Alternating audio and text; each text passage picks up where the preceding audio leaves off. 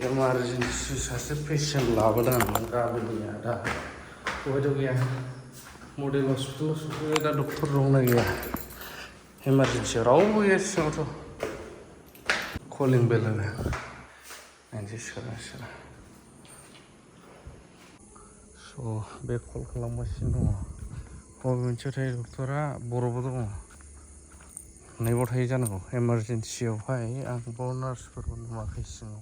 दं नामाथाय दा फुल डिटेल्स लानोसै र' इमारजेन्सि बायसान्स मालाबा बेफोरबायदि सिटुवेसनाव गोलैयोब्ला सोरबाफोर कारिगाव बायदि मडेल हस्पिटाल बेसेबांबा गिदिर बेफोराव इमारजेन्सि फुरा नांब्रबगौ सुबिदा दंना गैया थ' अलमस्ट एसे एनै फैबायानो कल खालामबाय माबाय मोनसे नैबाव दङ मोनसे नैबाव थाग्रा मोननै बबाव डक्टर थायो मिथिला मोननैनि गेजेराव मोनसेयाव थागोन सासेखौ फोजाबाय आं बुंबाय ओमफ्रायहाय बावथ' दायो रावखौबो नुवाखै आं सिङाव दंसो ना मासेथाय लाइट नागिरबायबो आं ओरैहाय मेटारनिटि रुम ना मामोन बियो बेजोंहाय बै फारसेजों नुवाखै खोमसिनो दंबाय देंगोलाव लानानै मा दाबो फैया जाखो बबे मोनसेयाव दङ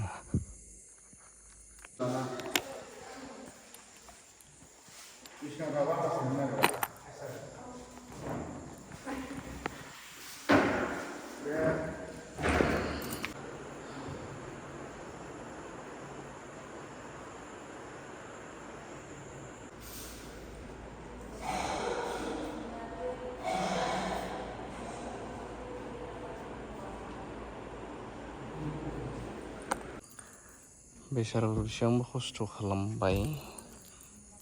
जाबाय चेकआप खालामजोब्बाय माखासे बुंनांगौ बाथ्रा दङ थांग्रोना न'आव मोनफैनानै टाइमा जाहैबाय मोनानि 2:35 दा खोथाया जाहैबाय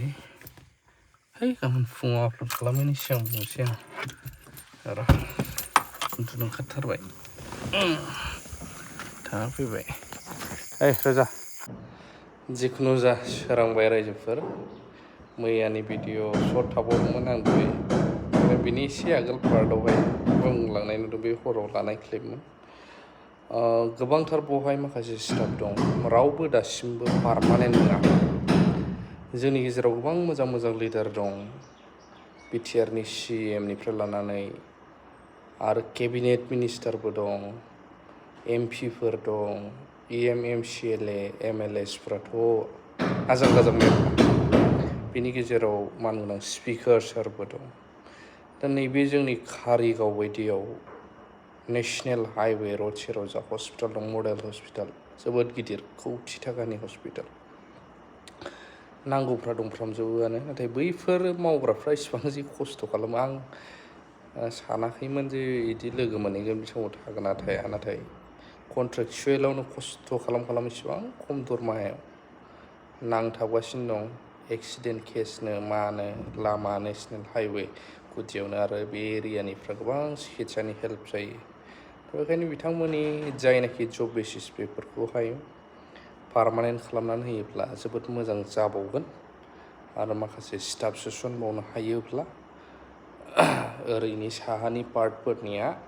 बेसरगाव बायदि मेन क'क्राझार बायदि बा बङाइगाव बायदि खारलांनो गोनां जानाय नङा आं बेखौ सानो ओमफ्राय नार्जारि सार डक्टर दंमोन आरो जाय सिस्टारफोर बा नार्सफोर बिथांमोनखौबो रोजा रोजा साबायखर होयो बै आदाया जानाय नङालै बाव जानाय नङा लोगो मोननाय नङा होननानै आंखौ बेसरगाव बा माबायाव लेंदोंमोन MRMआव नङाबा बेसरगावआव थांसै होननानै नाङा बावनो थांगोनथ' नायनायनो आं थागोन ना थाया होननानै आं भिडिअबो बानायलांबाय ससे ओमफ्रायहाय फोजाहैनांगौ आरो ना थ' एभेलेबल फेसिलिटिबो दङ जिबौफोर माफोर सौजायोब्लाबो एन्टिभेनमनिबो मोननाय राहाबाव दङ rabies vaccine A to Z एन्टिभेनमखौथ' जों बबेबा मोनबावा मालाबा नागिरबाबो नाथाय कारिगावनि मडेल हस्पिटालाव दङ आरो ओंखायनो मोजां मोनदों आं दा बेखौ इनफरमेसन होनानै मोजां मोनबाय बिथांमोननि जबा पारमानेन्ट जायोब्ला साबसिन जाबावगोन लिडारफोरनिसिम रिकुवेस्ट